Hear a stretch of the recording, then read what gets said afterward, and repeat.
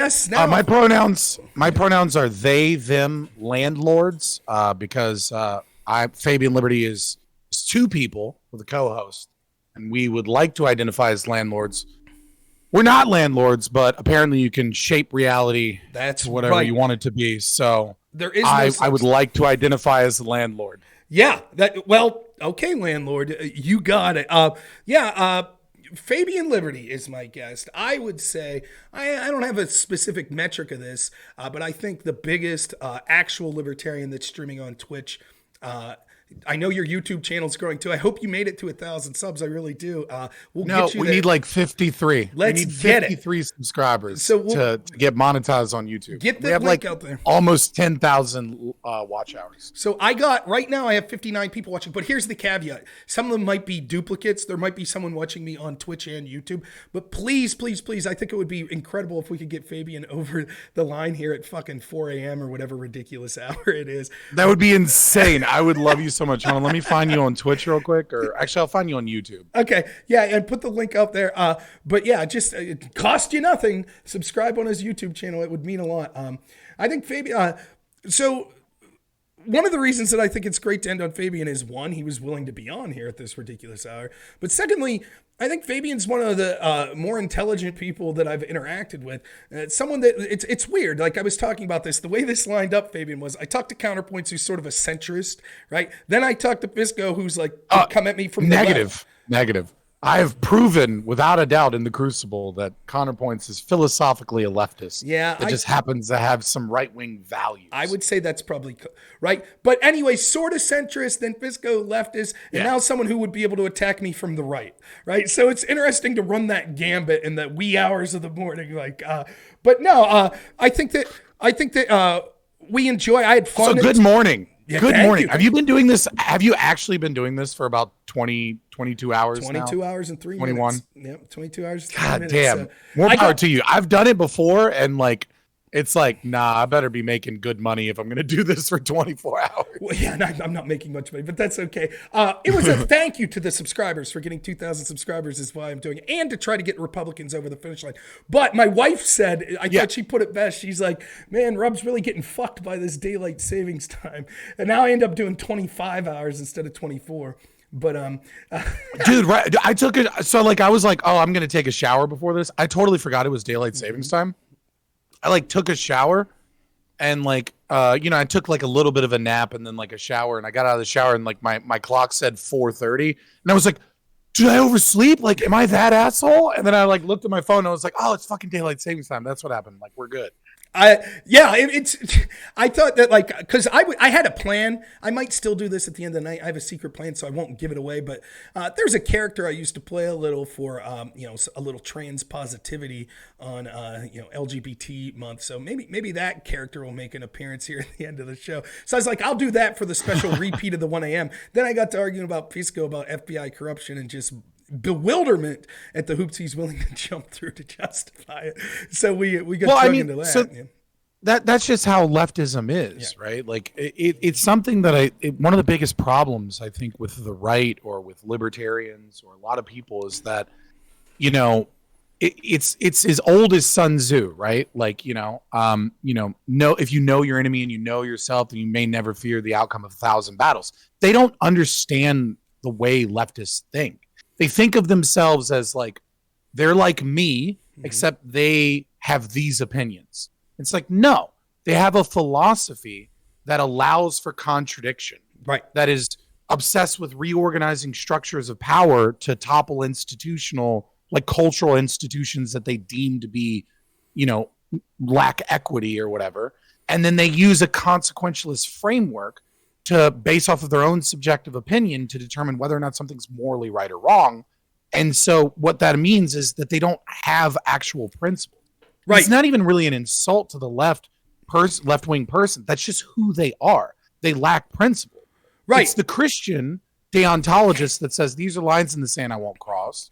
Or it's the hardcore libertarian that subscribes to natural law, or the objectivist that has these are hard lines. We don't cross these hard lines. And I think that's why we get along so well, because I'm not really right wing, and yet we end up agreeing on a lot of things. It's because our philosophy is one that says these things are wrong because they're wrong.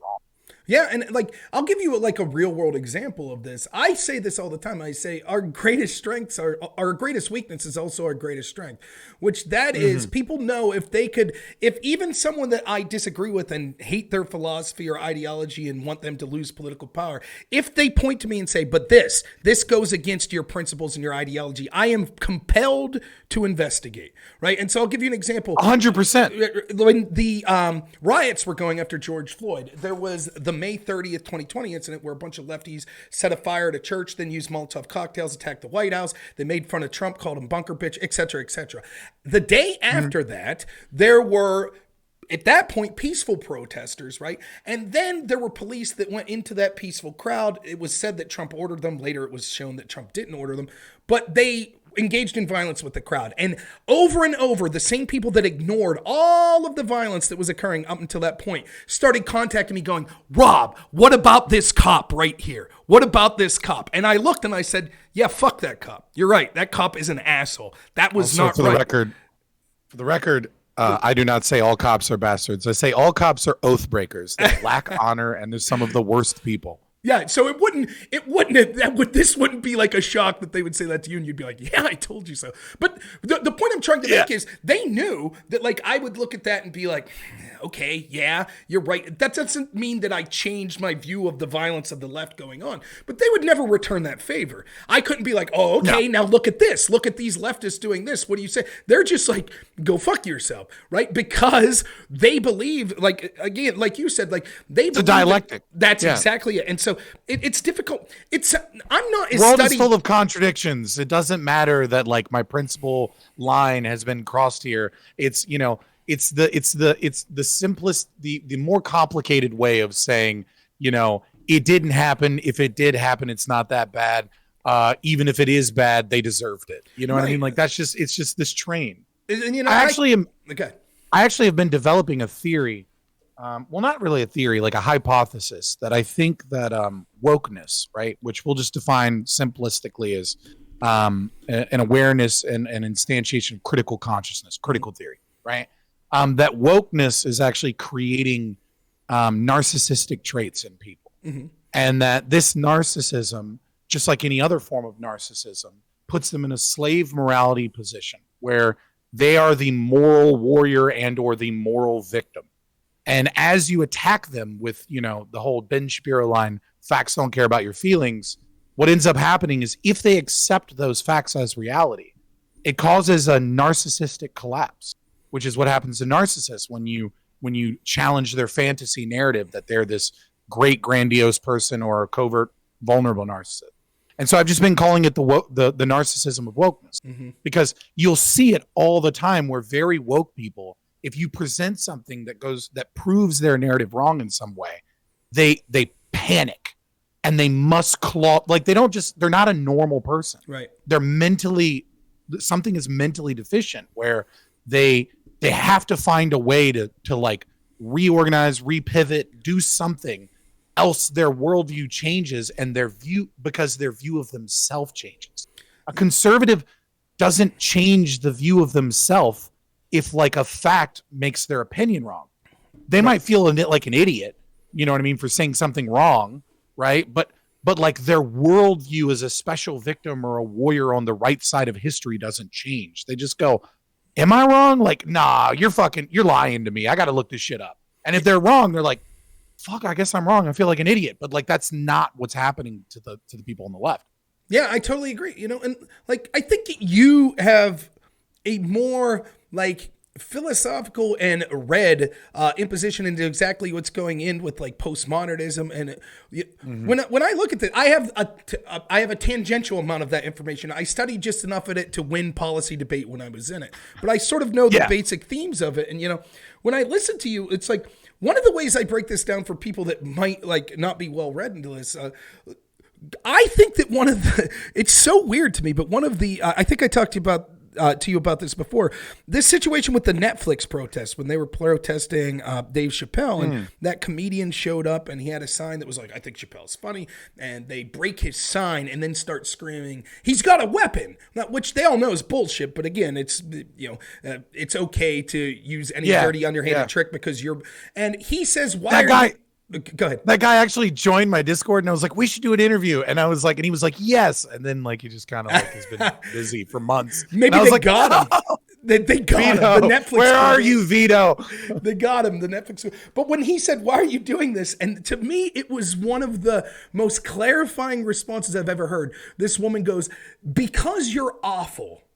Right. And to me, that sums it all up. It's like, what more succinct way to explain their entire ideology? Why am I blatantly destroying your property, then pretending that it's a weapon, thereby making me the victim? Why am I doing this? Because you're awful. It's not that you're wrong. It's not that you're misguided. It's that you're fucking morally inferior to me. And therefore, in the name of that, I don't have to hold myself to a standard. Imagine Major League Baseball where there was some player. It's no different. I mean, it's look. I know it's spicy because you're on YouTube and Twitch, but it's no different than fucking Weimar Republic because you're a Jew, right? I don't need an explanation. You're other, right? And you're gross. You're not part of my group. That's it. That's all it is. And it's really now it's more complicated than that. Than you look at well, how does this manifest, and understanding the underpinnings. But don't get it twisted. That lady that said because you're awful, she doesn't understand postmodernism. She's not going to sit there and start quoting Foucault and Heidegger and people like that. But Jordan, I'll steal this from Jordan Peterson because he's just right and it's a great quote, and he's stealing it from Carl Jung, right? Which is that people don't have ideas; ideas have people. Right. That's exactly right. As an individual, if you ever meet an individual, right? I have this pyramidal structure, and it's on my Twitter, and it's kind of like the 4 levels of what is woke, right? So at the very top, you have the Marcusians, like the behavioral nudge, eat the bugs, World Economic Forum type people. These are the real people with power. These are the people that use the ideology to grow the socialist state, destroy your farmland, tell you that inflation is Russia's fault, wink, wink, and it's got nothing to do with COVID lockdowns and things like that. Right. Then under them, you have the intelligentsia, the academics. Now, these two people, they kind of get it. Right. They understand the philosophy. Then you have the vanguard underneath them, like the activist type. And then beneath them, you have people like Pisco, right? You have people that go along to get along. They have some of the ideas of the philosophy, but ultimately, they kind of just want to be on the right side of history. They want to be doing what's good. They want to be good people, right? But they haven't really investigated the philosophy and its logical conclusion. They don't really know what the fuck they believe. Mm-hmm. They're just kind of consequentialists, and they don't have a foundation of religion or something. So the default is to be used by these other categories. But even in the vanguard, the protests, the black blockers, the culture warriors, the Karens that intentionally do shit in HR departments, all of these people, they don't fully believe in an entire ideology. Right. And even still, the intelligentsia and the Marcusians, they have different forms of leftist philosophy that kind of coalesce and kind of conflict. So they're not really an embodiment of the philosophy until they're in a group. Mm-hmm. And that's really the trick, right? Is that you have people Fanatic is a great example. Fanatic is a very black liberation. Mm-hmm. He's an extreme racist piece of shit that believes that white people are rage-filled monsters because we have a calcified pineal gland, which he's hinted at before, because he's a race realist, but he believes that white people are inferior. Yakubian? Yeah, I mean, he's basically there, right? He's Dr. Welsing, black doesn't, gayness doesn't actually exist in black men. White people created it, to feminize this superior black man because we don't want them breeding with our women type shit, right? So they believe some level of craziness, some shit that's off to the side that only kind of their group believes. But then if you talk to him about trans issues, he's a conservative, right? He's dude, fuck off with this shit with my kids. How dare you teach my children that gender doesn't exist? And the thing is that that's how leftism works as a collectivist philosophy, is that, only little bits and pieces are sprinkled in, but you only need a critical mass to take over an institution. And so if 20% of the population believes in something, then it takes over because it's a subversive, destructive ideology. Whereas the conservatism is like, live and let live, leave me alone, until you fuck with my values. And then they'll go full blown fascist if you keep fucking with their family or, their money or something. Right. So I want to pause you here for a minute because I think this is very interesting because when I think back in the conversation I just had with Visco, like imagine how this works in combination with another thing that I think is dangerous, which is sort of the legalese interpretation of saying that there's always plausible deniability. So let's take something like Lois Lerner's IRS. I was taking a shower. Can you tell me what he was arguing or something? The big argument between Pisco and me is that we've had going in perpetuity for hours and hours is that the FBI's behavior in the Hillary Clinton investigation compared to its behavior in the Trump investigation shows their bias and corruption. In particular, tonight we were talking specifically about the FISA warrant on Carter Page and the fact that they did not attempt to verify the opposition research paid for Russian source dossier that was used to get this warrant. And I think that that's incredibly corrupt to have this. First, the threshold for investigating a president or a presidential campaign as accusing them of being spies or someone being spies should be incredibly high. And then when the evidence you're using for it is paid for by the opposition, it should be a bar that is almost beyond reproach. But they didn't even attempt to verify it. And Pisco says, well, that's not evidence of corruption. The fact that they trusted the guy it came from was a form of verification, which is fucking nonsense. It's not. And he's always able to say, well, I don't think it's evidence of corruption because there's plausible deniability. And sort of a comparable situation that I think everyone understands is Lois Lerner at the IRS. And there's this mistake that's made by people where they're like, well, Lois Lerner and Barack Obama and Susan Rice and, all of these people sat down and was like, here's who to target. But that's not the way it works. Just like in you're talking about, like when these people come together. So I'm going to disagree with you. I'm going to disagree with you both here. Okay, so let me finish up real quick.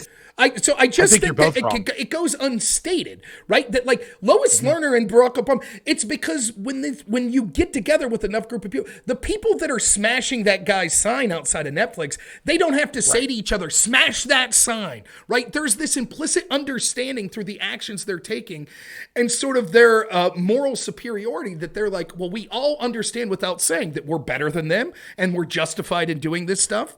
So you're right. But your argument is I think maybe using the wrong words, because when you talk about corruption and when he talks about corruption, you're talking about two different things. See, you're talking about ideological corruption, and ideological corruption is kind of that George Carlin quote. You don't need a conspiracy when like interests align. Right. Like they have been ideologically corrupted by a lack of principles, a lack of values. And like not a clear mission statement of what it is that they should be doing. And he's correct that it's not like they're not taking bribes, right? They're not sitting there being like, the Democrats need to win because I hate Republicans, right? I think that is possible, but probably really unlikely. What's occurring is that the institutions have been ideologically corrupted by individuals that think the ends justify the means, because we gave them the power to create terrorists so that they could catch terrorists, right? We gave them way too much leeway with the Patriot Act and with other things where their mission has always been to justify the incentive structures is broken. And it's because of this ideology that's been growing within academia, within our philosophy.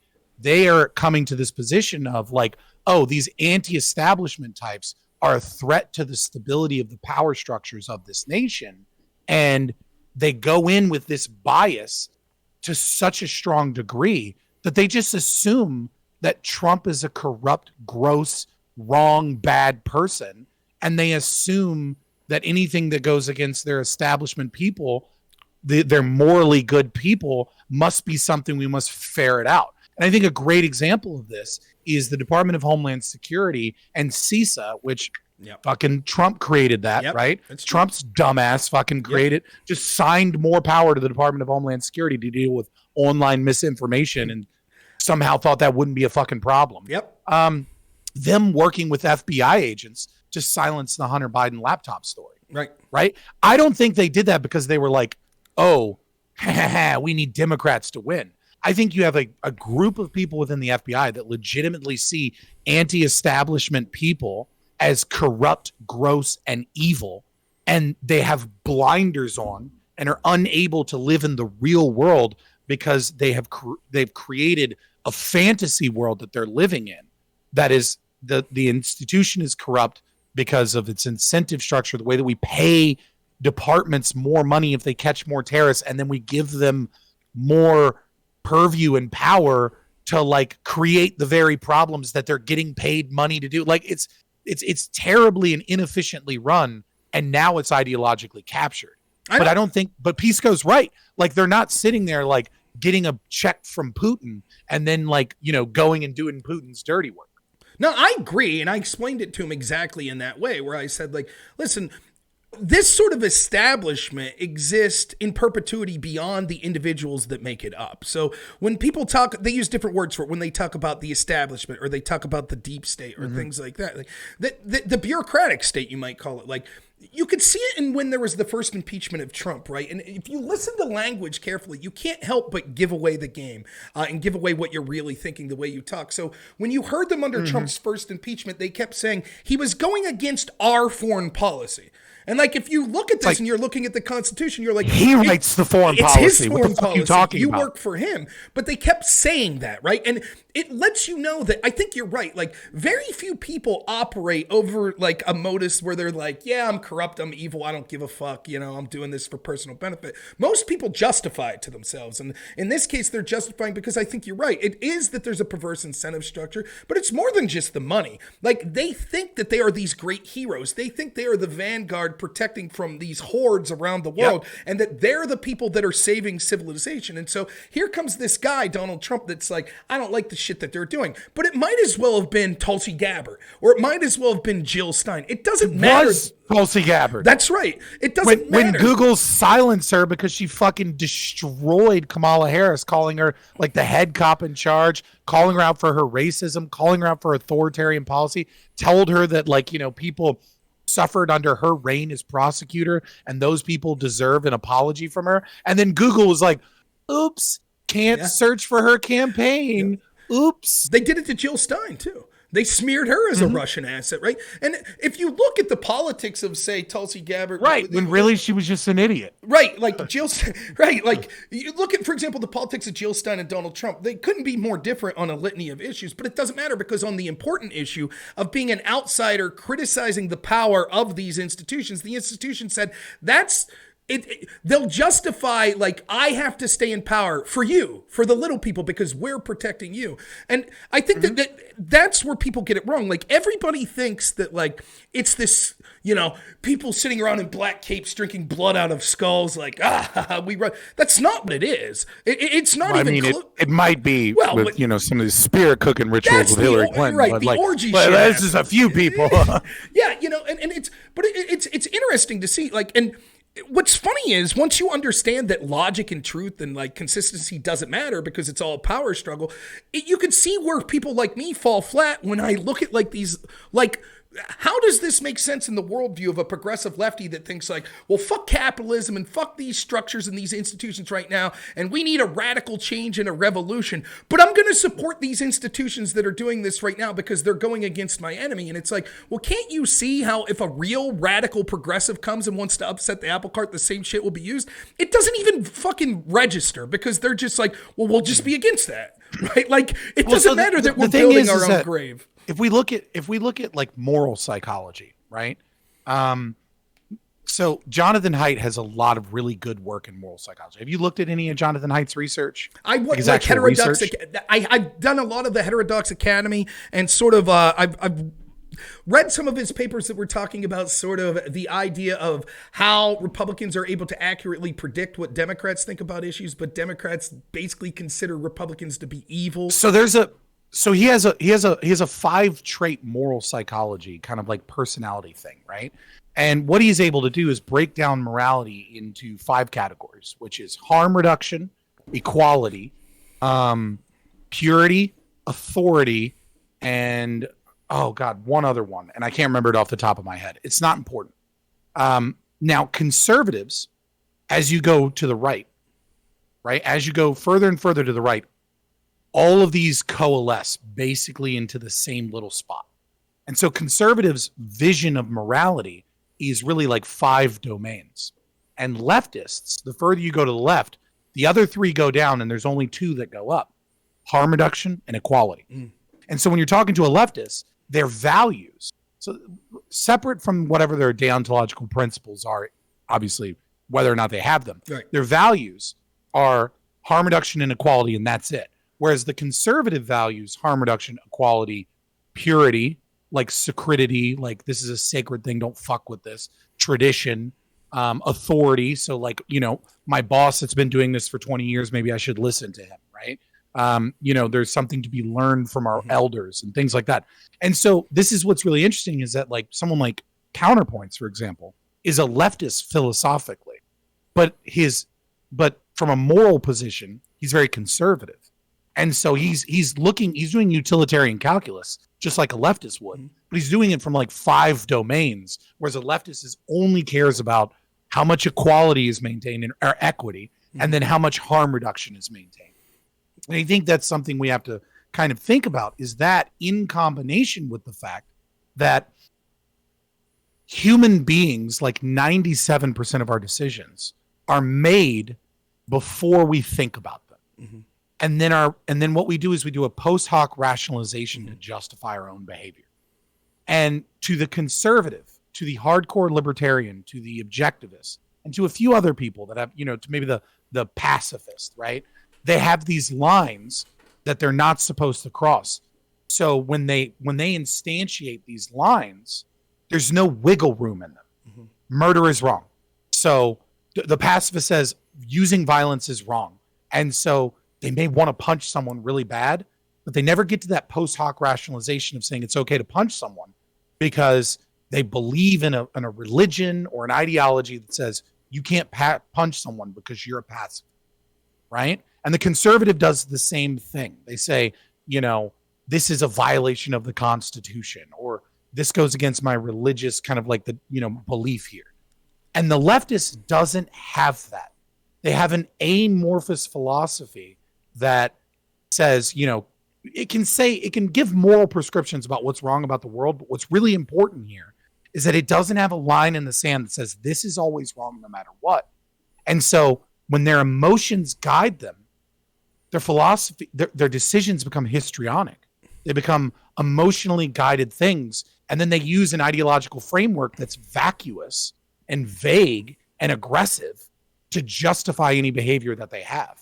Yeah, I think there's a lot of truth to that. And I think that, you know, it's one of the reasons you can see sort of the most insane situations you could see is sort of the left on left battles, right? Where you see these two things collide, right? Because what happens when... the left is always eating each other. Yeah, and it's funny because, you know, it was funny. I talked to Andrew Wilson, right? And it just hit me. I talked to Andrew and then I talked to his wife, Rachel. And Rachel's wrote a book on sort of the occult influences of feminism. I've never talked to Rachel. I need to talk with Rachel. You would love to talk. She's brilliant. You know, so we were talking a lot about the occult influences and the dangers of feminism and throughout history, where it came from. Andrew, I would say a large part of his focus is sort of trans ideology and sort of the cancelist nature. Same of it. here. So the irony is, so you look at, here's the wife who's focused on feminism and the husband that's focusing on trans. And it's like, do you two ever just sit back and laugh at them fucking eating each other? Because it's one of the most interesting battles to watch these insane left-wing feminists battle these insane left-wing trans people, and to just see, this is what terrifies me more than anything as a libertarian, right? Because like I'm anti-right, anti-left. Fuck all of you. Fuck the Republicans and the Democrats. But we'll talk about that a little bit later. Because there is one topic I actually wanted to talk with you about, but we would just end up talking late night philosophy, looking at the stars. That's what happens when it's 4 o'clock in the morning, right? Yeah, this is actually what terrifies me more than anything, is that the left is a self-eating thing. And what I fear is that the left will go so far, especially with this trans stuff. This is what scares me more than anything, is that we keep telling moms and normal people, regular people, hey, the United Nations is now corrupt. WPATH is corrupt. Your schools are corrupt. National sex education standards are informed by SICUS, which is sex education for social change, corrupt. All these institutions are corrupt. And they go, well, how do we fix it? And the people that really know the philosophy go, well, you're going to have to homeschool. You're going to have private schools. You're going to have to fight. And you're going to have to learn this philosophy over the next 6 months at least and like really understand it. And I don't know what I really am scared of is that a lot of people will switch from constitutional conservatism, libertarianism, paleo-libertarianism, free market ideas and go, now fuck that. We're going to burn them all down and we're going to say fuck these people because they're coming for our kids. And it scares me that we get like a fascist kind of swing because people are like, you just told me everything's corrupt and I might not be able to defeat it and I'm going to have to fight for a year to even understand it. No, fuck all these people. Put them under the prison. Yeah. And that scares me. It's even on a lesser level, like the things I talk about. So when I'm talking about like, corruption within the FBI or, let's say you're someone, I'm on YouTube, so I can't talk about this really, but let's say that someone had questions about integrity of elections. I would never do that, YouTube. But if someone had that, like you could easily see someone getting to the point, and I had this discussion. Right. I think January 6th has been massively overblown.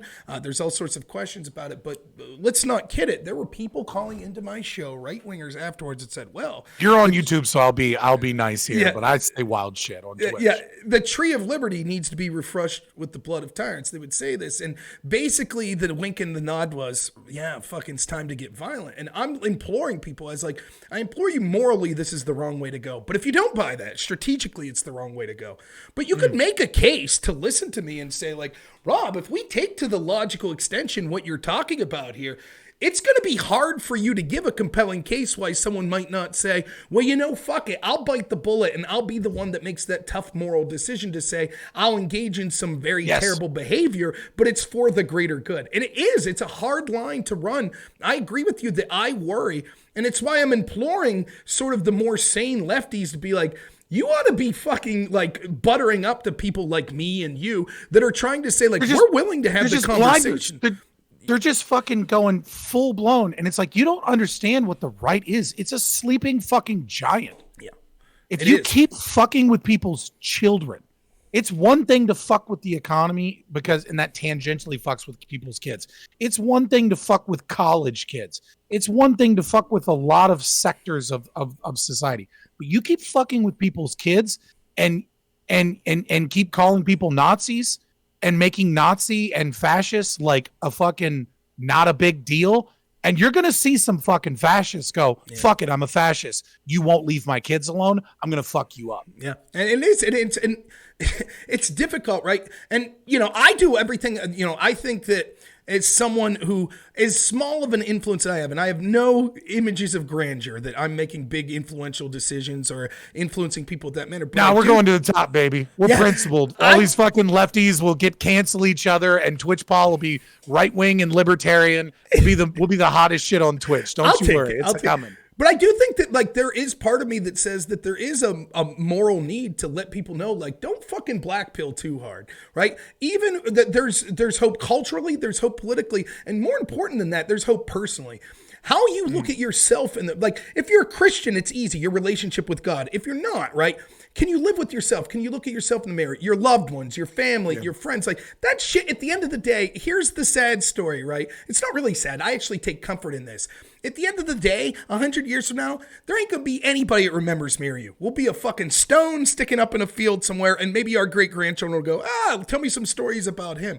But we'll be gone. And so the question is, the things that really matter, instead of thinking like I'm going to change the world, it's, was I a decent person? Did I live by a code and a standard and ethics? Well, that's eudaimonia. That's Aristotelian, that's Aristotelian ethics, right?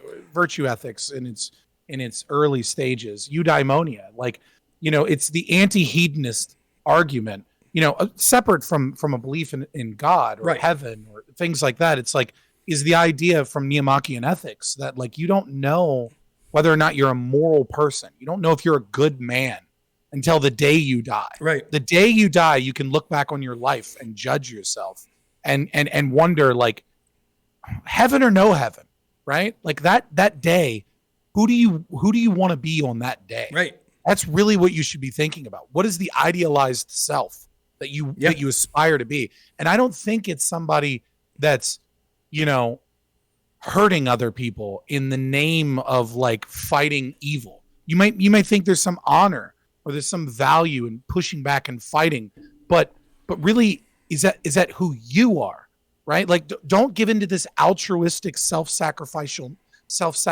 need that like the world will be left better when I defeat the evil. The question is, did you draw a line in the sand and say, I won't cross this line and I'm going to be a good person for me and my family and my people? And I think what you'll find is that if you engage in this violence as a means of like solving this non-defensive violence, I should say, right? Like, protect your house, obviously, protect your community. But if you do that, I don't think you're going to like who you were at the end. I really don't. And here's the thing, right? Like, and this is getting beyond my philosophical understanding, but I'll just say, even me, who wouldn't consider myself a deep thinker, like, I know this. I could lie to you, I could lie to my audience, but I can't lie to me. Right. And I know. And if you could convince yourself, like the only that were true. Well, the post hoc generalizations. But if you really try to look at yourself with a critical lens on the little stuff, you could lie to yourself. But in the big stuff, I'll know at the end of the day. Right. What I did, like, and it's weird because, again, it sounds like a weakness. It really does. But the irony is it's the greatest strength, right? It sounds like a weakness to say, but your opponents won't share that same comfort with you. They'll say, I'm always right. I'm certain of my morality. And so I can do whatever the fuck. There's no limitations. But that ultimately, need I say more than look at these miserable fucking lefties. Look how miserable they are, But it's this is why I've been trying to make people realize how critical theory instantiates narcissism, because you can lie to yourself, and what you do is you create a fantasy narrative that you have to believe, and you begin to create yourself as a special victim, right? I'm a loser 13-year-old tomboy girl, and I hate high school and I hate the world that I live in, but the left has told me that if I become a trans person, right, and because I'm androgynous in a lot of my behavior and identity, and if I become a trans person and I identify as an appropriate gender, now I'm a special victim and I'm a hero for the LGBT community. And I begin to construct a worldview where I am the victim to an oppressive thing that is heteronormativity, that's why I have all of these problems, is this structure. And now I can fight this structure. And I go deeper and deeper and deeper into the lie that I tell myself. And then someone shows a video to me and says, they're chopping the breasts off of 12-year-olds. Here's the video proof. And I have to go, I cannot believe it. Because if I believe it, I engage, my whole fantasy world of the lie that I have told myself begins to collapse. And then I have to realize I'm not special. Then I have to realize I'm not a special victim. Then I realize that all of the shitty behavior I did to other people is not justified. And I'm actually an asshole. And the things I said and the things I've done, I need to take responsibility for. And that is why when you talk to a woke person and you present them facts and evidence, they can't fucking handle it. It's because there's a fantasy worldview of narcissism, a lie that they have told themselves. And if they engage with that, they have to re-examine who they are as a person. Yeah, and I think that Christians do this daily because they ask for forgiveness for their sins. Right. Even though I think you guys are wrong, but Right. Well, it's and I have to admit, I'm a Christian. I'm a non-denominational Christian. I believe in the idea that Jesus is the Son of God and he is what I should strive to emulate. But that's about it. I don't look at literal interpretations, nor do I consider myself a scholar. But I think, like, looking at this, I don't know if you're a big Jordan Peterson fan. I like some of what he says. Other things, I think he wades too deep in the wrong area. I thought Maps of Meaning was genius. Yeah. I think his 10 Rules for Life were, I mean, I don't want to call them garbage because it's not garbage. It's good self-help, but I didn't find it like particularly like, you don't like lobsters and skateboards? Come on. What are you doing? Yeah. I mean, it was modern stoicism with a little bit of mythological language thrown in. It was good, but I think Maps of Meaning is a seminal piece of work that takes, Eric Neumann's, research and ideas even further. One of the things he said that I saw because, I'm like every other schlub. Before I'm reading anything he wrote, I'm seeing him on Joe Rogan, or I'm seeing videos first. And one of the things that resonated to me, and it's kind of connects to what we're talking about here, is when he was talking about, he's researching like Nazis and these, how horrible the shit that they were doing was. And the thing that scared him the most was the day that he realized that could have been me. Right? Because it's one thing to look and say, look at these evil fuckers. Like, can you believe they did that?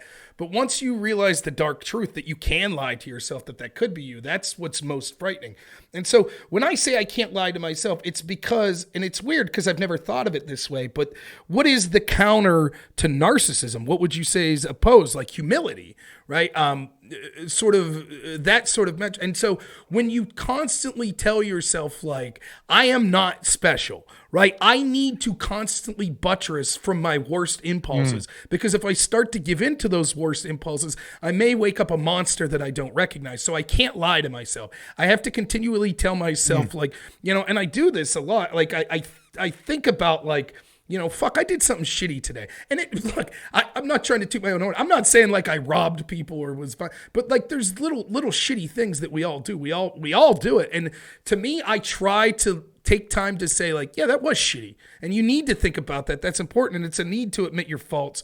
And it's my way of trying to be like, I have to keep telling the truth about myself, because when I stop, who knows what I'll be. And you can see what you'll be because you see these people on the left, right? When you give in, when you have this, I never thought about it in the terms of narcissism, but when you have that, and when you have this like moral certitude mixed with the ability to think that you're special, that, that main character syndrome, I've heard people call it, like you wouldn't believe how quick that it could justify the worst impulses of humanity in the name of like moral goods. Absolutely. So I want to pivot because I don't know how long I've got with you. I've been saying until like 5:30. I got you scheduled to. So. Okay. All right. So there is something from like a little lighter note, a little less philosophy for you guys that are like, Jesus Christ, this is a lot for 4:45 in the morning. All right. There is a thing that I think both Republicans and libertarians are coping about. And it's something that is in terms of election strategy. And it is the role of the Libertarian Party and whether or not you should vote Libertarian. And I know that this is a stream dedicated to the idea of getting out the vote and defeating the Democrats. More so, it's a stream dedicated towards Republican victory. Sure. But I want to talk about why I think most libertarians are wrong, and that they believe that, like, you got to vote LP. LP is the way to go because they match our values always. And the ANCAPs are going to come after me and flame me. Hopefully they don't get a hold of this footage. Because, vote your principles type situation. And I'll explain later. But I think that the real, what Republicans think is that there's this myth that the LP is spoiling the vote for them. And the data doesn't support that at all. In fact, I think the LP is helping the Republican Party immensely. And I think what the LP should really be focusing on in the interim, the next 20, 30 years, is utilizing that power. And maybe we can get more into that, because I had this conversation with LCTR fan for a moment, and he was like, he's a very like red or dead kind of guy, where it's like, it doesn't matter if it's a rhino as long as it's not a Democrat. And I'm like, no, like that's your problem. That's why you guys have lost for the past 100 years. Yeah. I mean, I'm curious what you think about it. It's interesting. And I've looked into some of this, right? There's always this sort of idea that, like, well, the Green Party takes votes away from the Democrats and the Libertarian Party takes votes. And I agree with you. Like, as someone who, like, my foray into politics was like very much, I was a drunk redneck that didn't give two shits about politics, started debating. My foray into politics first and foremost was basically, how do I win this fucking game?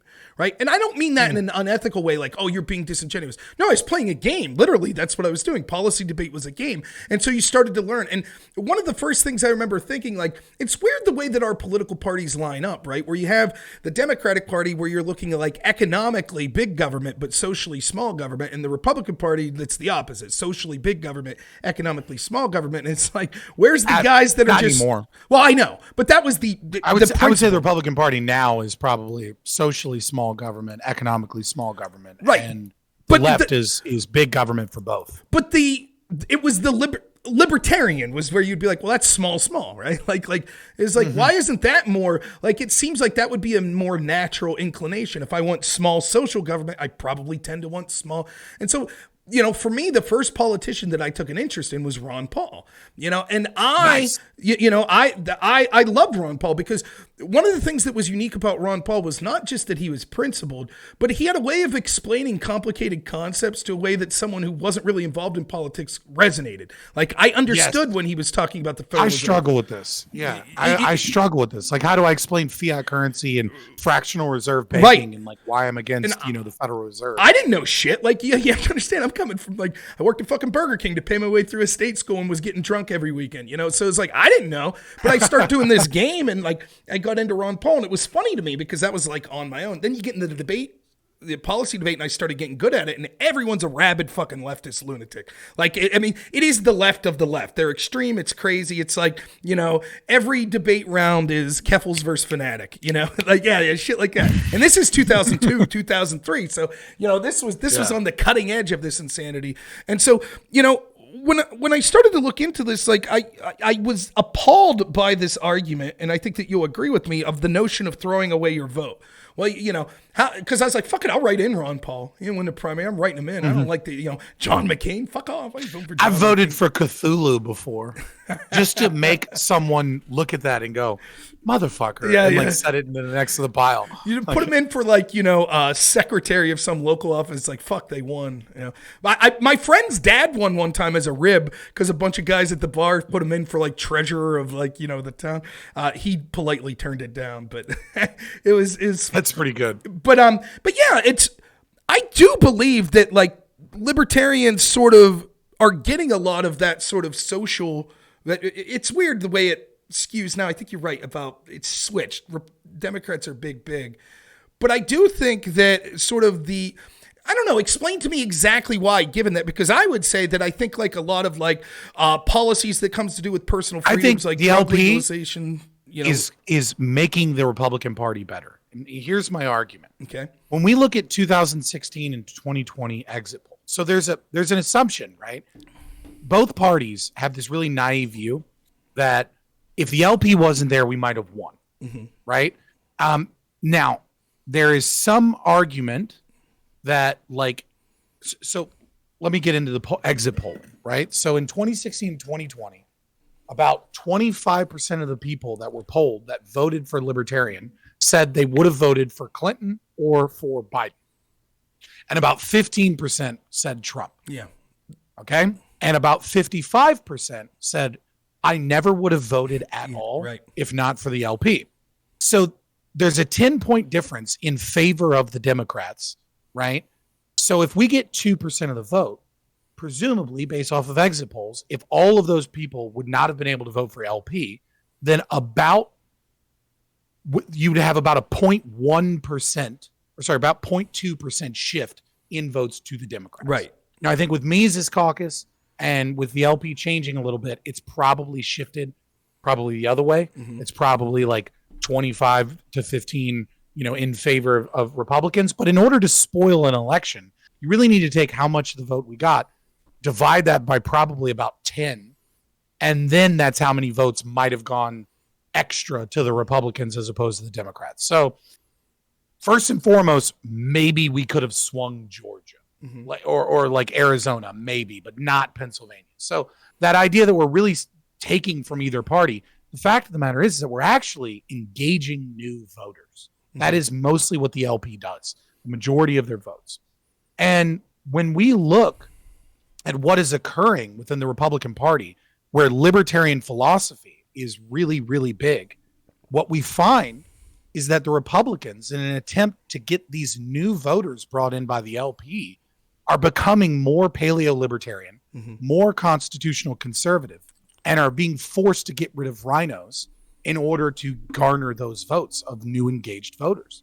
And I think the best example of this is New Hampshire. Now, New Hampshire is the Free State Project. This is where a lot of libertarians go to be libertarians. Right. And it is the most libertarian state in the country. Texas and Florida, you don't have shit on New Hampshire. Sorry. And when we look at, and you go, okay, well, well, what have you guys won, right? And what you find is that the LP doesn't have a single senator or representative in the New Hampshire state legislature. They're all Republican or Democrat. They have no LP people. And yet, when you look at what was recently passed by the Republicans, it looks like libertarians. Mm-hmm. It's all libertarian shit. I mean, it's, gun rights, refusal to institute any federal laws on guns. So you can have even if there's an assault weapons ban in New Hampshire, that doesn't matter because the ATF has to do it. Police refuse to do it. A ton of COVID stuff, constitutional carry stuff. Now, some of this is stuff Republicans like, but certainly not rhinos, mm-hmm. right? Freedom at COVID, like hardcore, like, vaccination, like no vaccine mandates are put in for schools. Ins ban on protests for abortion clinics is a pretty Republican one, really. But again and again, what we see is that I think that what's really occurring is that the Republican Party is taking new voters that are engaged by the LP and gobbling them up when they present constitutional conservatives and limited government, paleo-libertarian, anti-war candidates. And when they put forward rhinos, those people go fuck yourself. We're voting LP. And I think that's good for the GOP. And I think that's actually not a bad place for us to be as the LP, as kingmakers in this situation. Mm-hmm. Arizona is a perfect example. Yeah. Blake Masters, right? Blake Masters is he's a Republican running for Republican nomination. The LP candidate recently just dropped out and endorsed Blake Masters, as did Dave Smith, who's the potential presidential candidate for the LP, mm-hmm. As have a bunch of LP people. And when we spoke with Blake Masters, when I say we, not me, right. Dave Smith, Ron Paul endorsed him, right? And this man is a Lou Rockwell, Mises, and Rothbard read economist guy that's super anti-war, but is a paleo libertarian. Mm-hmm. And so that is kind of what I wanted to talk about. Is a lot of these people are like, fuck the LP, they're stealing our votes. And I want to present a case that not only are we not stealing your votes, we're bringing in new votes that you can earn if you go back to your roots as limited government conservatives and not establishment rhinos. I totally agree. So my understanding of libertarianism, right, is going to be massively different than when other people say, because I wasn't well researched, nor did I know anyone that could direct me to what that philosophy was about. For me, it was just some government needs to exist, but it should be as limited as possible. In 2012 or 2014, I decided I wanted to run for Congress, right? So I contacted the National Libertarian Party, and they put me in contact with a man by the name of Bob Sheets. Now, Bob Sheets is the owner of the company Sheets, which is like a big gas station chain that started. Yeah, we got him here in Virginia. Yeah, we got him. Great. We got him. They're pretty good. Yeah, they take too fucking long to make food though. Bob Sheets, get your shit together. They got those goddamn screens, the touch screen. It took someone's job. Goddamn. But no, Wawa's better for that. Sorry. Well, they're fleeing Philadelphia now. The Wawas, they can't handle the crime. But so I ended up. It was very difficult because as someone who was like, yeah, small government, I want to do this, right? What stopped me was the fact that I work like 60, 70 hours a week, and then the bureaucratic tape you had to jump through just to get in the fucking ballot, right? And I had no help. I had no money. I had no help. And so it ended up being just too much for me. And I ended up not running. When I ran again in 2019, I ran as a Republican. But my answer was always, even back then, was you shouldn't be pissed at me for running as a libertarian because there is a bureaucratic roadblock to me having a position of power or having any sort of voice or influence in the Republican Party. And I could talk about, like, look, this will get me in some shit, but I'll just tell you like a little inside baseball where I'm at. The Clarion County Republicans where I live fucking hate me. They despise me. And the reason they despise me is at 9:00 yesterday morning, I had Congressman Glenn Thompson on, right? Now, GT is the senior Republican in Pennsylvania. So he's been in the House of Representatives more than any other person. So in 2019, I was a good little Republican going to the Republican meetings. I definitely have a libertarian streak to me, but I was going to the meetings. You know, I supported Donald Trump. And I had mentioned to them, I said, listen, does anyone have contact information for GT? Because I would like to someday run for Congress. You know, and I would like to talk to him about it. So I called his office and I talked to, someone, chief of staff, something. And I said, I don't know if GT plans on running again, but in the future, I would be interested in running. I wouldn't run a negative campaign. I just think it'd be cool to shape both of us to make us better by putting our ideas out there. And I basically got blackballed. The Clarion County Republicans basically told me to fuck off. They were like, know your place. You don't do that. So I think what you're saying here is exactly right in that, like, okay, so what if you're someone that's like runs the gambit between more, paleo conservative, libertarian? What if you're one of those people and basically the bureaucratic mechanism tells you, know your place. Here's some yard signs to put up. Now go fuck yourself and pinch your nose and vote for Mitt Romney, right? What do you do in that world? And so in that world, that is the utility of the Libertarian Party, is that what it showed was like, listen, you are losing certain voters through demographic reasons, older people that tend to vote Republican, it's shifting to, so you need to find new voters somewhere. Where is the enthusiasm? Where is the young people? Where are the new voters? Where could they be? There's a ready built, right? Well, there it is. It's these people that have these more of the, and I think that Ron Paul showed that. The crowds that Ron Paul were pulling was fucking phenomenal. And so would that have ever existed, or to the extent that it existed, without Ron Paul or without the Libertarian Party? I don't think so. And so it's difficult, though, because I do believe what you're saying about sort of the historical nature of where the Libertarian Party's taken votes. The difficulty becomes my position today, 2 days or before an election, where I say to myself, like, I don't disagree. It's a good thing the Libertarian Party exists. But in today's world, where we see this authoritarianism with the lockdowns of COVID and shit, I'm selling a point right now to people that's like, fuck, stop the bleeding right now. Right? I don't think that Dr. Oz is going to be a good senator. I think he'll fucking suck. But I shouldn't even say it because I claimed I was going to be a cheerleader today. But that's the truth. And I told Dr. Oz to his face, I don't think you're going to be a good candidate. It's like, are you going to pick Fetterman? That's right. And so it's like, it's. So let me make my case. Go ahead. Yeah. I think that's wrong. Right? Here's what I would say. I would say that the Republicans and the conservatives have been losing in America for 100 years straight. You've lost 100 years straight. Just because you've taken over with your party doesn't mean you've won. Right. You lost on the Federal Reserve. You lost against FDR's socialism. You lost against Social Security. You lost against the progressives' welfare state. Time and time and time again, you have lost. And the reason you have lost is because you are progressives going the speed limit. Because you have compromised with your own party and your own principles and your own positions to say, well, at least it's slower. We'll compromise. We don't like Mitch McConnell, but like, what are we going to do? Put a Democrat in? So we'll put him in again, and we'll go the speed limit, and we'll figure it out over the next 6 years. Maybe it'll be better next time. And I think that's a problem. I think that so I think what people do is they go, well, we have to choose the lesser of two evils. You're not actually stopping the bleeding.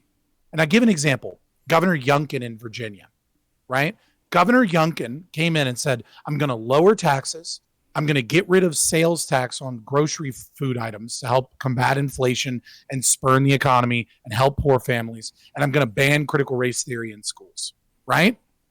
And it's like, awesome, right? Even as a libertarian, that's like, that's awesome, right? And what has he done? Well, he's lowered some taxes. He's increased some regulations. And on that part, he gets, a C+ maybe, right? And he put out a bill that's super watered down that says, I'm going to ban critical race theory, right? Except you and I actually know how this shit works. Right. Doesn't tackle CASEL, doesn't tackle social emotional learning. And they maintain the national sex education standards that are informed by psychics, right? All of the philosophy is still there. It's just a new name. And so it's not stopping the bleeding. It's not even slowing down the bleeding. It's we voting for establishment Republicans that aren't principled and aren't fighting for us. And it's no different than having a Democrat. And what it's actually doing is it's continuing. And so what I think people should do is they should vote off of their principle. And if someone's going to lower government and get government out of your life, and obviously these are my principles, they may not be your audience's full principles. If they're Christian conservatives, they may have different values. But you're saying they should vote the values, right, and not fucking say, well, I'm going to vote. I'm going to vote for this rhino because at least it's not as bad as a Democrat, because that might have been true 30, 40 years ago. That may actually have been true. But now it's no longer true. A rhino is a vote for a Democrat, as far as I'm concerned, because they don't understand what the Democrats are doing. I agree. They just go along. I agree to an extent, but here's where I disagree. I think you already gave the reason why, right? Like Blake Masters, right? So we look at someone like Blake Masters and we see the energy and the talent that's coming up and the more liberty-minded streak of, Arizona is very impressive. Like Carrie Lake, I think, not just the positions, but stylistically. You just like her because she's an election denier. That's it. That you got me, Like I can't, I go to bed denying elections. That's every night I sleep like a baby. But what chance would Blake Masters or Carrie Lake or any of the other sort of more liberty-minded people have to affect actual change if it's a Democratic House and a Democratic Senate? Now, is it going to be that the rhino Republicans that are there are going to side with Blake Masters on every issue? No, but they might side with them 25% of the time. Right. And working within that system, I think that's where, Smith and the Libertarian candidate, then they endorsed him. You could make the same criticism to them. Right. And Dave Smith. Right. That's his name.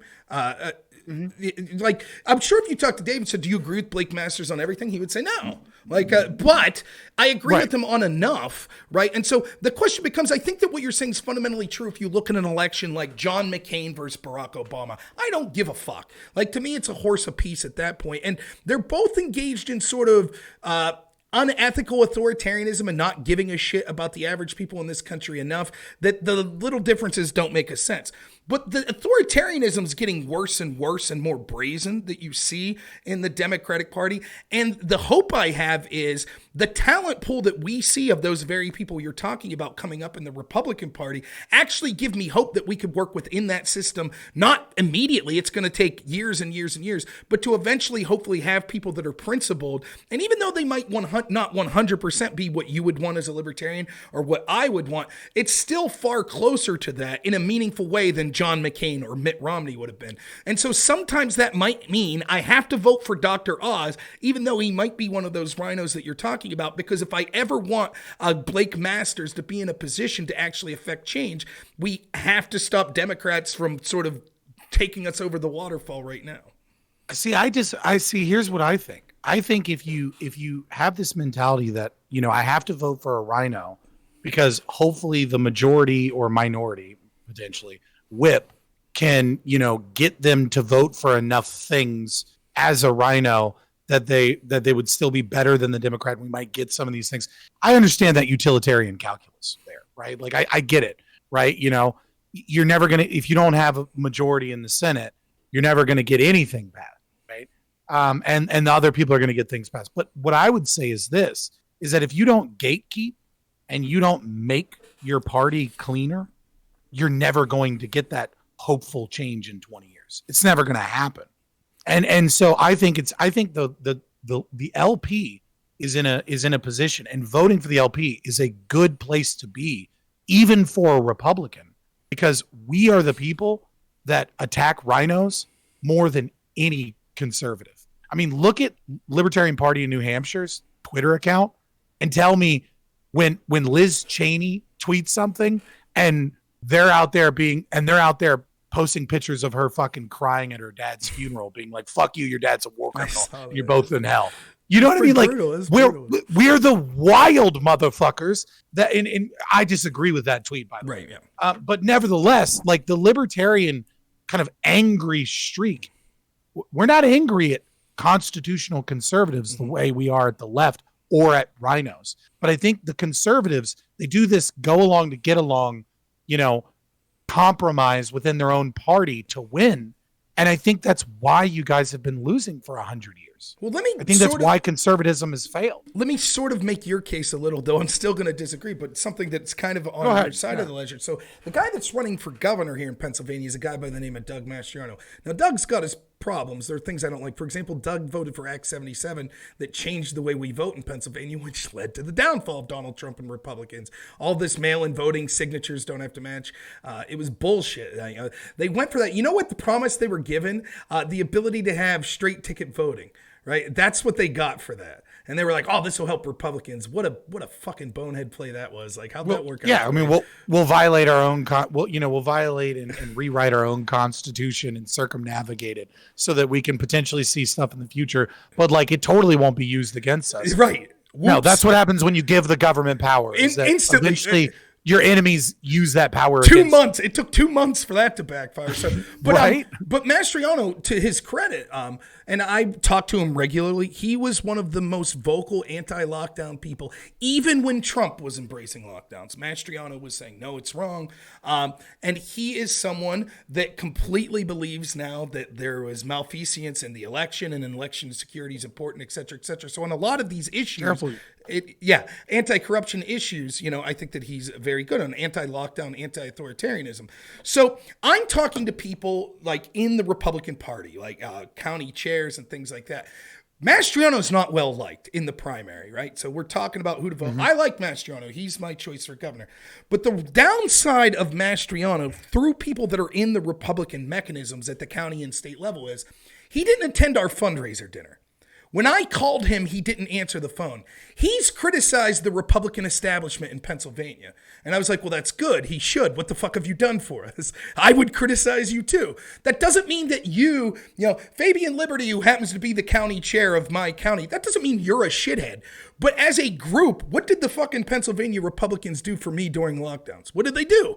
Not a goddamn thing. And so if I had to say, of course, in any institution... Compromise. That's right, what they did. That's they compromised. Right. They compromised with evil and said it's okay to be evil because we're going evil slower than the other people are being evil. Right. And so there could be good people within that overarching group. But if I'm criticized, like I ask myself this, if I had to keep you all or get rid of you all, which would I choose? Get rid of you all in a fucking heartbeat. Like it wouldn't be close. Right. And it's also strategic that because people are so pissed, that's an issue that matters. So Mastriano coming as an outsider saying, I told them that these lockdowns were right. That's going to resonate with people.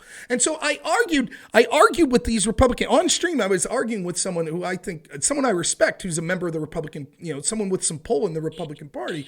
And he was saying, I have these questions. And he was basically, without saying it, saying this. Well, I don't know how much I'll push for Mastriano if he wins the primary. And I told him, I was like, fuck this bullshit. You know how many times I've been told I have to pinch my nose? Hey, you liked Ron Paul, but he lost. Time to pinch your nose and vote for John McCain, right? You know how many times I put up with that? And right. I always knew that if the shoe was on the other foot, and if it was like, actually, we're starting to get more constitutional conservatives or libertarian conservatives, you wouldn't reciprocate. You would be like, well, no, I'm taking my ball and going home. And now we see Karl Rove putting ads out for Josh Shapiro, Mastriano's opponent, because, well, we'd rather have the mainstream Democrat than some rogue Republican. So I think that goes in line with what you're saying. Well, don't get me wrong. Marjorie Taylor Greene has issues with some of the shit that she said. She's too fucking wild. But even still, on the things she was absolutely based on, Republicans ran scared. They ran scared of fear of association, fear of there's so many establishment types, that there's very little difference between your typical GOP candidate and your typical Democrat candidate. And then there are the mavericks on both sides, the full blown fucking communists that are everything but what they name themselves. And then you have your MAGA America First and your more paleo libertarian, candidates in the right. You have your mavericks, but the establishment doesn't treat these people well. But more than anything, you want to look at the incentive structure. And the incentive structure is, how do we win? How do we maintain our power? That's how most politicians think. It's really just about maintaining their power. And so I think that the best thing you can do to actually fix this country is to tell an establishment Republican that is a rhino that you can tell doesn't understand the real problems with critical theory or with our schools or with certain social issues with the left to go fuck themselves, that they're not good enough for your vote. And I think if you find someone like a Blake Masters, or not even a Blake Masters, Just someone that you legitimately believe matches your values most of the way. Like, you believe that what they're going to do is reduce the size of government, and they're going to fight back against like this cultural insanity on the left. That you should vote for those people. And I'm not telling you you should make the Republicans fail. What I'm actually telling you, at least in my opinion, and obviously I'm not a conservative, and you're doing a get out the vote for Republicans. Yeah. And I do think you should get out and vote, even though ANCAPs tend to be like, well, if you vote, you're supporting the system, and the system is inherently violent. And I agree, but I think it's a form of defensive violence because people are using it against me. It's no different than using an attacker's gun in my home to defend myself. Like, I have that right. I think that you should be voting for people that are going to reduce that violence, that are going to support those values, and not for people that you think are the lesser of two evils. Because what that really does is that continues this losing game that Republicans and libertarians and people that want a free economy and a free people and don't want random fucking wars that cost trillions of dollars and a collapsed economy with inflation and massive regulation on oil industry and no one that's willing to fight for nuclear energy, right? Like, you should be voting for based politicians. And if they don't earn your vote, they don't get it by pretending to be less evil, because they're not less evil.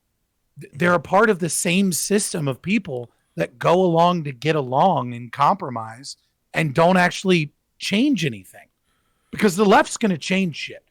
Right. Because even if they don't have Congress, they have the media, they have the FBI, they have Department of Homeland Security, they have your college kids, and they have your schools. Okay. So this idea that like, oh, we need a simple majority in Congress and we can fight back. If you don't have fucking warriors there, no, it's not going to fucking matter. But I think that I would be more persuaded by your argument and agreed with it more in 2008, 2012. Mm-hmm. But there's two things that are different now that I see. And one is that we could see these sort of impressive people and the change up. Like, I'm not saying that you have to take this as gospel, but Counterpoints' objection to me is like, I'm worried that the Republican Party is becoming more MAGA. Now, MAGA, we might disagree on what that means. But in other words, he thinks that the establishment orthodoxy, the rhino... I'm loving MAGA. What's that? I love MAGA. Yeah, me too. So as an ANCAP, I love it because it's populist. Right. And populism yeah. is scary because sometimes it turns into fascism, sometimes it turns into socialism, communism.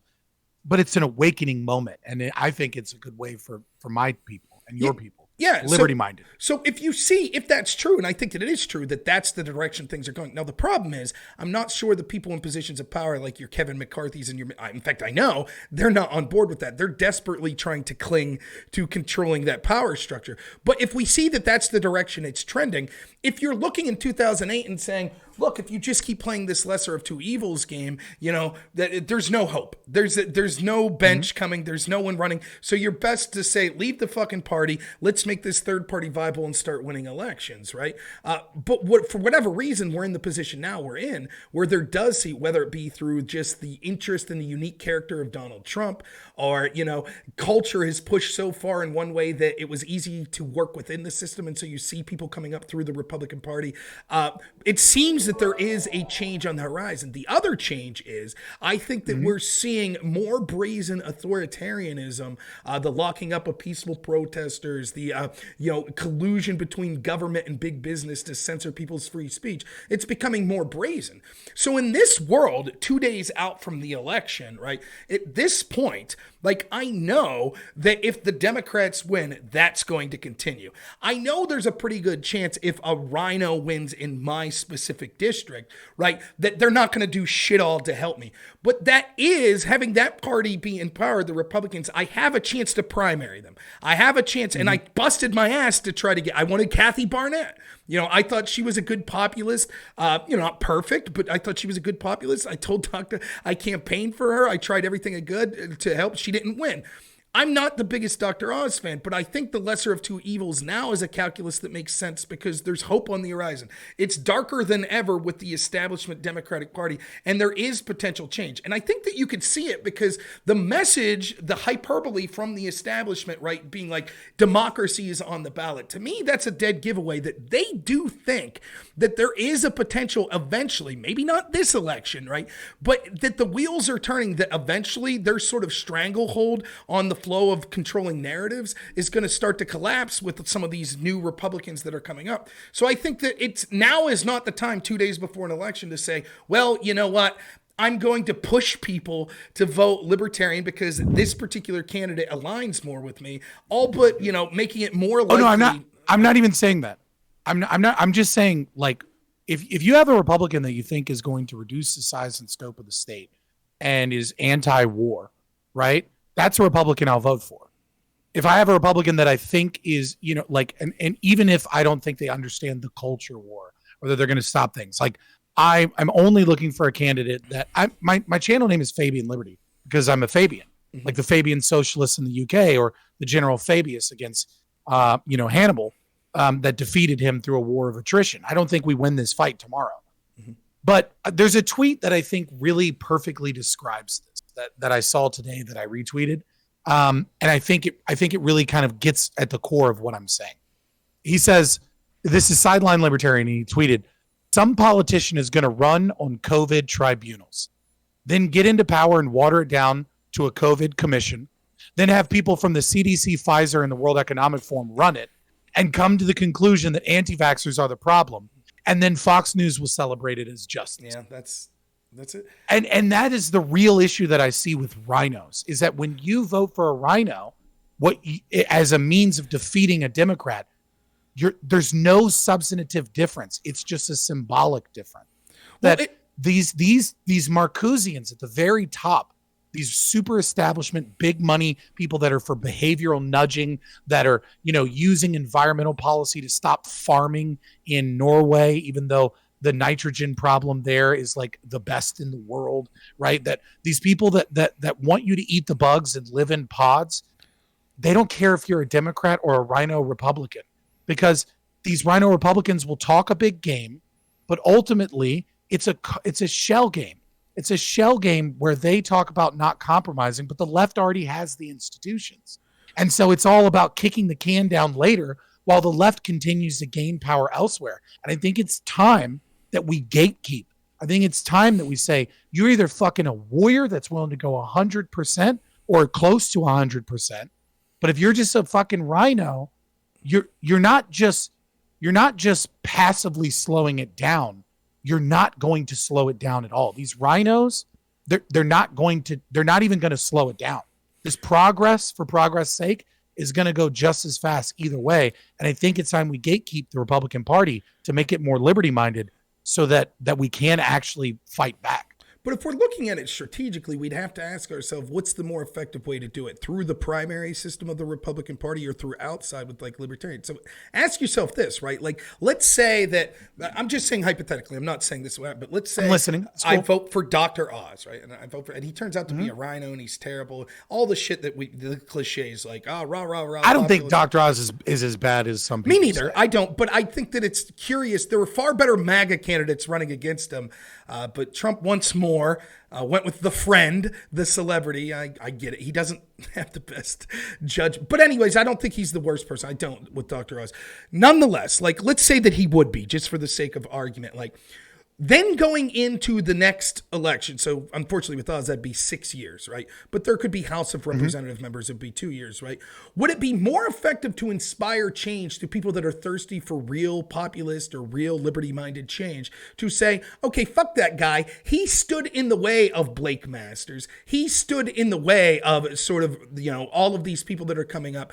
within that party and had to vote against what the movement of that party was going for, or to vote Libertarian and have a Democrat like John Fetterman win and then say, well, Fetterman voted against Blake Masters, and so that's why we didn't get this accomplished, and so we'll continue to vote. I think that the way to affect change is more through, because we're seeing people that I think are good people rising up through the Republican Party, that even if you voted for that rhino that 100% voted for Biden, that would inspire more change and impetus to say, see, we need to work within the system, primary this guy and get him out, than if I vote Libertarian and John Fetterman wins.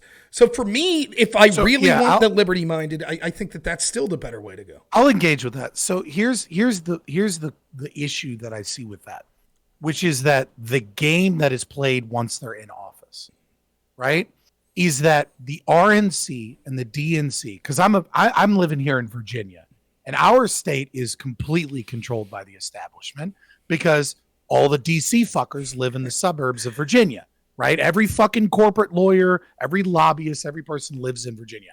I know these RNC, DNC people very well because the worst of the worst come from Virginia, which is why everywhere except for Nova is actually pretty libertarian.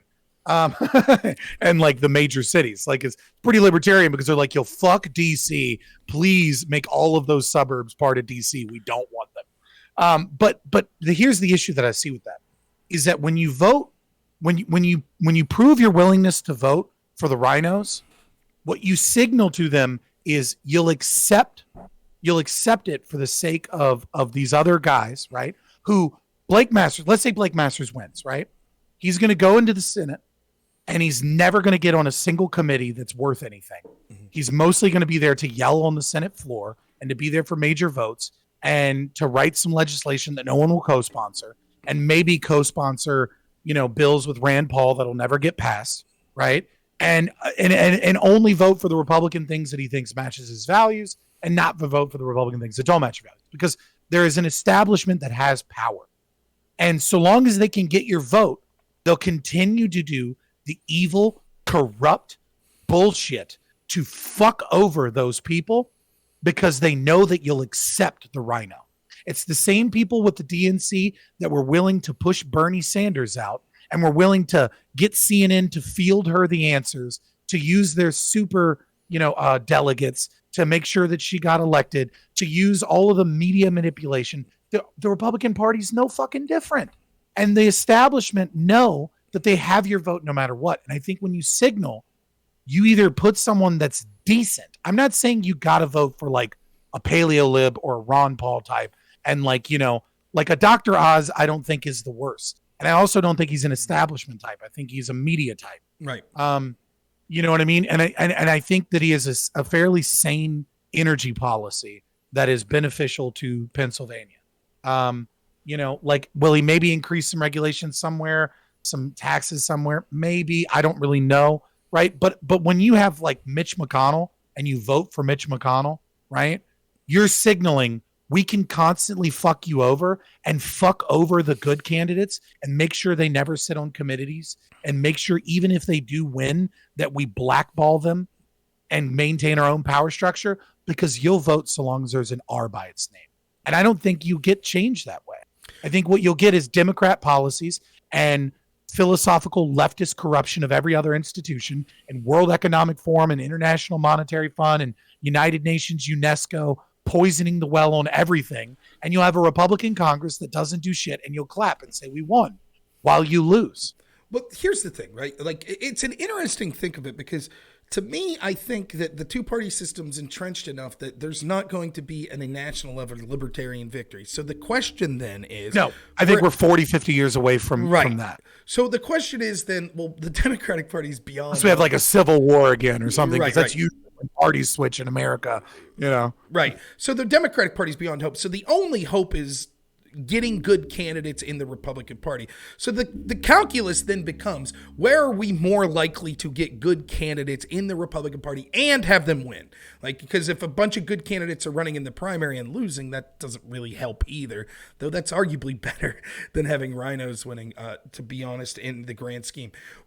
Mm-hmm. My contention is that, like, let's say that you were going to run. Would you be more likely to run in the primary because a rhino was in there and didn't do anything and you're pissed and say, fine, I'll run, or because a left-wing nut job won, and so you're like, well, I better run in the primary. And when would you be more likely to win? Because my fear is if you lose, if you vote Libertarian, you lose in the primary, and then what happens is that people continue to go that route again, right? That they'll be like, well, we'll choose another person that'll go this, and the party mechanism sort of gets behind it. But the real anger at the party that will affect change with it and signal to sort of the power structure within it is if people are like, we put this piece of shit up there, and now we have a litany of people primarying, and there's incredible populist momentum against this person. When that populist momentum targeted against the Republican Party wouldn't be there as much if it was a Democrat that was in charge. In other words, your anger to affect change within the Republican Party exists more when you see Mitt Romney than if Mitt Romney loses and he goes away. And so for me, it's still in a perverse way, if the only calculus we're looking at for practical changes, we need good candidates in the Republican Party, is it still makes sense to me. And that's not even factoring in, is it a direct... Go ahead. So your argument is, if we see a Fetterman, right, then you believe that it's a possibility that the psychology of the voter is, we got to get rid of the Democrat. We got to get rid of the Democrat. But if you see a Dr. Oz, the party is like, this guy's a rhino. We got to do better. Right. Is that kind of what you're saying? Yeah. So like in a weird way, that's an interesting argument. Adam Kissinger is better for affecting change within the Republican Party than if he lost to his Democrat opponent.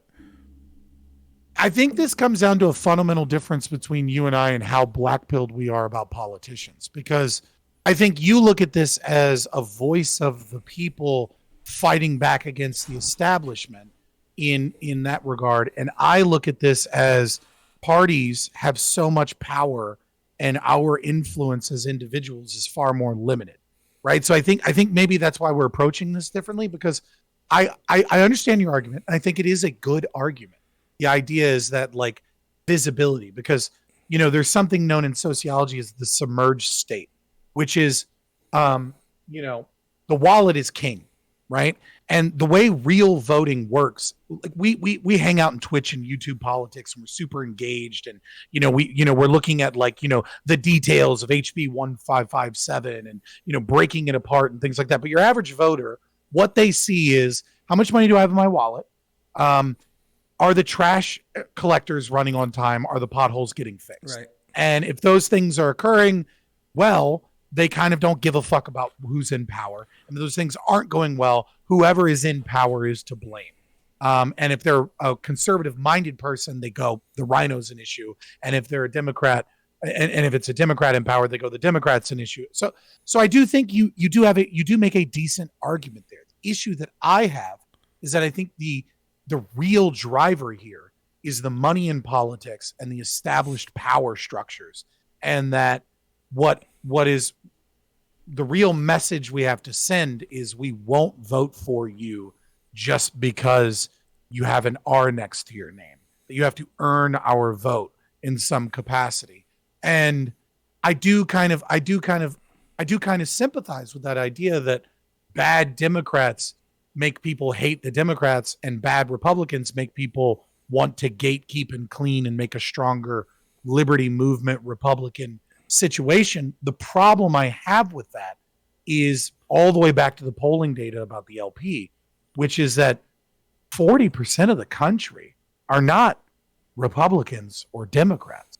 They're unengaged voters. And the LP is pulling 55 to 60% of its people from that place. Mm-hmm. And so I think the real thing here is that maybe you and me forget that normies don't give a fuck about either party. And I think part of that reason is rhinos that don't look after, they see these two parties as the same party. And if we fix that, we engage them too. Maybe. And so I think your argument is right against people that are already voting Republican. But again, maybe not to the whole. Right. The problem is how many of those people, like, even if Are they voting? Are they more likely to vote Republican in the situation that I'm talking about or the situation you're talking about? Because we're already acknowledging we're 40, 50 years away from those people being able to have a coalition for a third party like the Libertarian Party to win. Now, I do have to wrap up here, but I wanted to ask you, because I'm trying to be asking. I think it's a protest vote. Yeah, it's a very interesting topic. I really enjoyed this topic and conversation. Do you have any predictions that you'd like to go on record for what you think is going to happen Tuesday? What do you think the House outcome roughly is and the Senate outcome? I do think a red wave is likely. My issue is I'm probably more black-pilled than your average person. In that I am, how do I put this? Because you're on YouTube.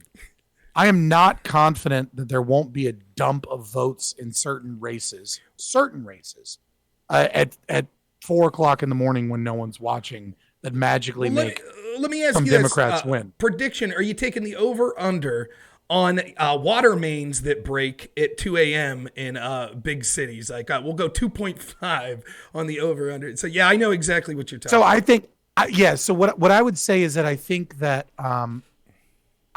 this is much, much more difficult to do. I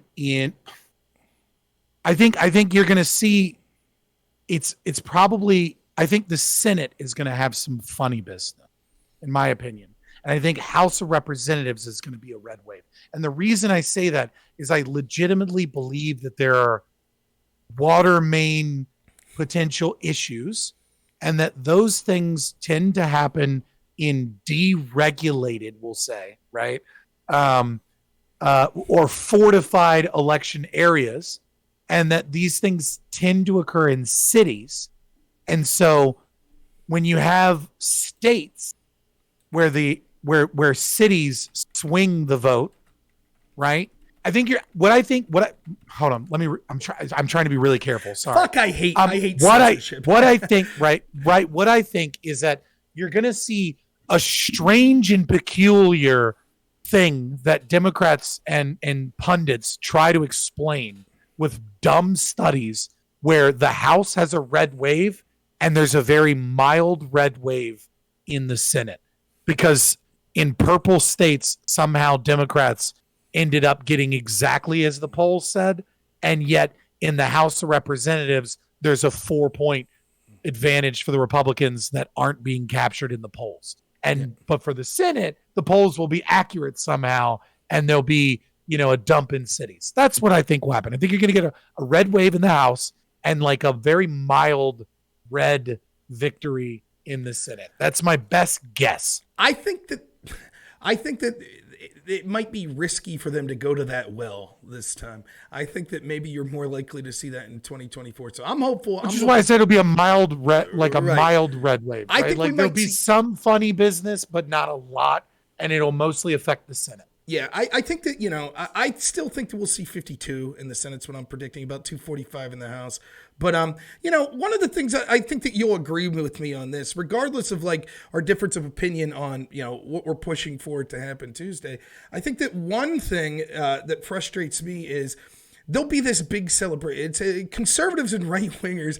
There's never been a greater bunch of lovable losers. Like, to me, the epitome is this story. Remember when I'm not really a right winger, but when Roger Stone, right, when the judge recommended that he get like 9 years, and Bill Barr came in on his stallion and saved the day with his cape and said no. 2 years. Now, the same Bill Barr, for the exact same crime of lying to investigators in Congress, how many years did he recommend for Comey and McCabe? 0. But Republicans were popping the champagne. Woo! Only 2 years for our guy, baby. We're kicking ass now. And so, you'll see, look, it feels good to gloat. Like, fuck these lefties. Go ahead and gloat. Rub it in their face that night. I will. I didn't in 2016. This time I'm going to enjoy myself if it occurs. But the work does, that's just the fucking smallest little victory. And if you don't hold these pricks' feet to the fire just because, they're on my team, they won, it's all irrelevant. And so the real work starts after they win, of saying, I'm going to do everything possible to shame your ass every time you do something that's against the promises you made, and it's endorsing this sort of establishment, warmongering, bullshit neocon stuff. And I'll give one piece of advice. Okay? I'm going to give one piece of advice before we get out of here. And that is simply this. There is one demographic by and large that swings elections. Every politician knows that. It's white suburban women. Yeah. White suburban women determine the outcome of almost every election in the Senate and in presidential levels. Obviously not in the House because the House districts don't always have suburbs. If you talk to your wife and be respectful and be charitable, but stop, like, don't hide your politics from your wives. Talk about your concerns, about your family, and go in with grace. Especially if you're a Christian, go in with grace and try and explain your beliefs and your fears and be vulnerable to your wife. Speak about your emotions and about your fears and your concerns, because those are the people that change the outcomes of elections. Because, the black vote, it's just true. The black vote, solidly Democrat, and it doesn't sway that much. The rural vote, solidly Republican, and it doesn't sway that much. The inner city vote, solidly Democrat, and it doesn't sway that much. Young college kids, solidly Democrat. It is white men, right, that are is kind of a 50-50, but they don't sway. Their socioeconomic status, their culture, their religion, it already does those things. It is white suburban women that will sit out an election because they don't think it's a big deal, or when the culture war gets crazy, one way or the other will switch parties. These are the women that have 20-point shifts that surprise everyone. So have grace, have compassion, be vulnerable. So, I mean, I'm not saying be a bitch, but talk about your fears and don't be angry. Be loving and be caring and say, these are my concerns and fears, and get those women out to vote for your values. Right. And understand that that's how elections are won. And that's how people's feet are held to the fire throughout the political process. Moms for Liberty and people like this, these are the people that are swinging elections. Okay. And if you can do that, that is where real change happens. Yeah, well, that's great advice. I just want to thank you again. It's crazy to be up this late. Thank you so much for doing this late. Please consider going to Fabian Liberty's YouTube channel and subscribing. It costs you nothing. It'll be awesome to get. I'm super close to getting monetized. We're almost at 10,000 watch hours, even though we don't have the subscriber count. So yes, please. I just put it in both chats. Awesome. You can check us out on Twitch as well, but definitely, we're Twitch streamers, but we put all our good shit on YouTube. We want that YouTube stuff. Yeah. Thank you. I specifically asked to come at 4:00 in the morning because I know this is when you're it's like, no, let's fucking let's grab it. You've been a lot of help. You've been fun. It's nice to have a little bit of a, we might not agree on a lot of things, especially when it comes to cops and, and certain stuff like that. But in the Twitch space, fuck if we aren't fucking fighting these lefties. That's right. And we've been helping each other. And I was like, dude, I got to return the favor. I gotta bring some fire and some energy here at 4:00 in the morning. Well, you did it. And I thought it was an awesome conversation. So thank you so much. Fabian Absolutely. Liberty, check out his channels. Hopefully I get to talk to you soon, man. Yeah, for sure. Anytime. Have a good one.